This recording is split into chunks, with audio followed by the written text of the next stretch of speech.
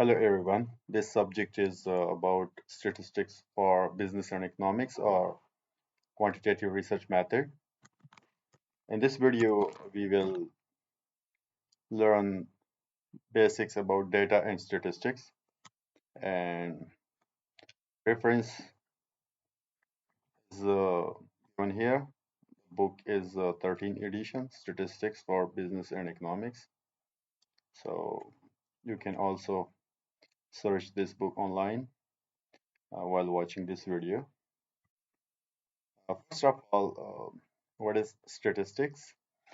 So statistics is the discipline that concern the collection, organizing, analysis, interpretation, and presentation of data. Meaning that when we have data, so we need, for example, there is a problem or we need some information. So for that purpose, we collect data and then we organize the data, do analysis, use some tools to do analysis, and after analysis, we interpret the results or the data and present the data. And secondly, statistic is a tool to help process, summarize, analyze, and interpret the data. That's the second definition. And also you can say that the term statistics refers to numerical facts such as averages, medians, percentages, and maximums that help us understand a variety of business and economics situations. Simply to understand that statistics is a process in which we collect data and then use some statistical tools to summarize the data or analyze the data and then interpret the data. That is called statistics. And what is data? Data are the facts and figures collected, analyzed, and summarized for presentation and interpretation. All the data collected in a particular study are referred to as the study as the data set for that study. So when we collect some information about a situation, a problem, and that facts and figures are called data. Next, elements. What is element? What is a variable? And what are observations?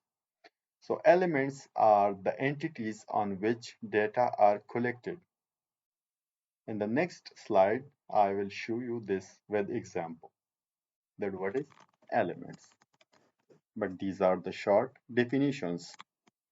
Variable. A variable is a characteristic of interest for the elements. Observation. The set of measurements obtained for a particular element is called an observation. Here, in this data, this is a data set for 60 countries in the World Trade Organization, WTO. So in this table, you can see the column first. The country names are given. In the second column, the WTO status is uh, given here, whether these countries are members of the WTO or not. So here are the countries' name, and in this row you can see these are the members. For example, the first three are the members, and the fourth one here you can see it's observer and some like that. And the third one, third column, you can see the GDP for all these countries. And next you can see the trade deficit, then the Fitch rating, and then the Fitch outlook.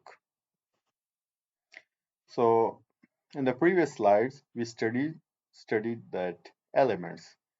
So for example, in this data, column first, the country names, these are called elements. And on the top row, you can see WTO status, per capita, GDP, trade deficit, Fitch rating, and Fitch outlook. These are called variables. And these are called the blue circle. The blue, you can see it's called measurements. These are the measurements for these countries. For example, the first row. These are the measurements for the first country, Armenia. And these are called observation. For example, for every country, these are the observation. For example, for China, it's a member country of the WTO. And this is the per capita GDP data for China. These are the trade deficits. And the Fitch rating is positive, and the outlook is stable. So, for example, these are the observations for this country. Next, scale of measurements. Scales of measurements for data are four kinds: nominal scale, ordinal scale, interval, and ratio scale. The scale of measurement determines the amount of information contained in the data and indicates the most appropriate data summarization and statistical analysis. So it's mean that the scales shows the information in a data and also show the most appropriate data summarization and statistical analysis. So what is nominal scale? When the data for a variable consists of labels or names used to identify an attribute of the element, the scale of measurement is considered a nominal scale. For example, in the previous table, the WTO status was a nominal scale because WTO status just show labels or names. That's why we call that it's a nominal scale for the data. The next one is ordinal scale. The scale of measurement for a variable is considered an ordinal scale if the data exhibit the properties of nominal data and in addition the order or rank of the data is meaningful. Same as the previous table, the data for pitch rating that is also um, exhibit the properties of nominal data. It's mean that we can say that is also labels or names, but in the pitch rating, the information are useful. You can see the table. So there are ranks or order for the data. For example, A positive, double A positive or negative, and so on. And that in this case, we call this kind of data is ordinal scale. Next one is interval scale. The scale of measurement for a variable is in interval scale if the data have all the properties of ordinal data and the interval between values is expressed in terms of a fixed unit of measure. Interval data are always numerical. It means that in that table you can see, for example, the per capita GDP, the data we call numerical data. So interval scale, the data have all the properties of ordinal data and it's expressed in terms of a fixed unit of measure. In that case, we call it interval scale. In the ratio scale, the scale of measurement for a variable is a ratio scale if the data have all the properties of interval data and the ratio of two values is meaningful. Variables such as distance, height, weight, and time use the ratio scale of measurement. So these were the four types of measurements, scale of measurement. In types of data, data is categorized into two. One is categorical data, and the second is numerical or quantitative data. And categorical data, for example, the marital status, are you registered to vote, eye color, and so on. Meaning that same is like the table. There can be some labels or names or some status used uh, to in the data. So that data we call categorical data. And numerical or quantitative data always um, uh, have some numbers, numeric. We can say from the name we can say, or from the quantitative name we can understand that this can be numeric data, mean there can be digits or can be quantified. So we call that numerical or quantitative data. This is further divided into two, discrete or continuous.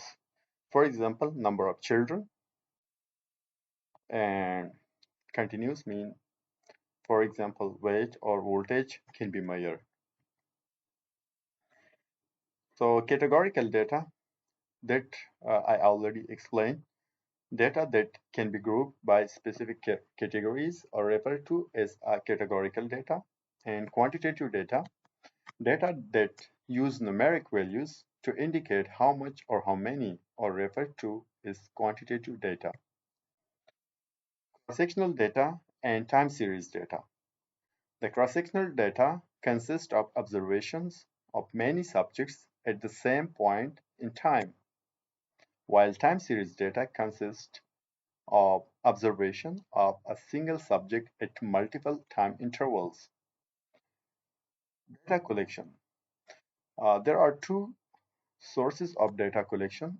One is primary, one is secondary. The primary data is the data um, collected or gathered by a researcher himself for the first time, while secondary data is data distributed by an organization or an individual, collected um, through an experiment or a survey, through observation. So the already available data is called secondary data.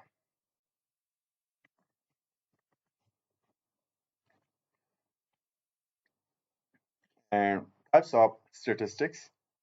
There are two types of statistics, descriptive statistics and inferential statistics.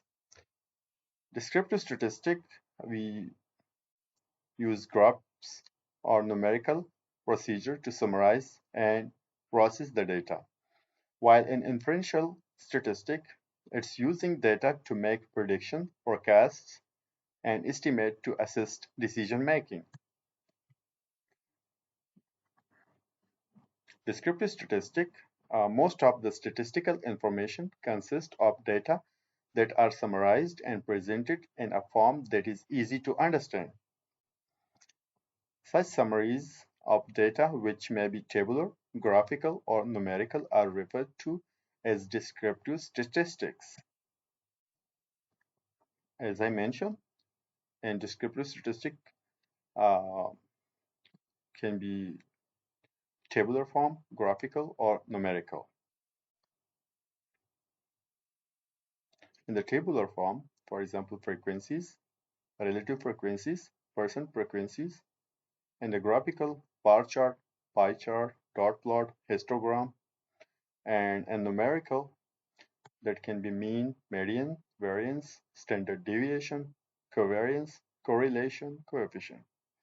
And in next videos, we will learn these in detail. Descriptive statistic, for example, data can be collected through survey or tables or graphs, summarize the data, sample mean. Tabular, a frequency distribution is a tabular summary of data showing the number or frequency of items in each of several non-overlapping classes.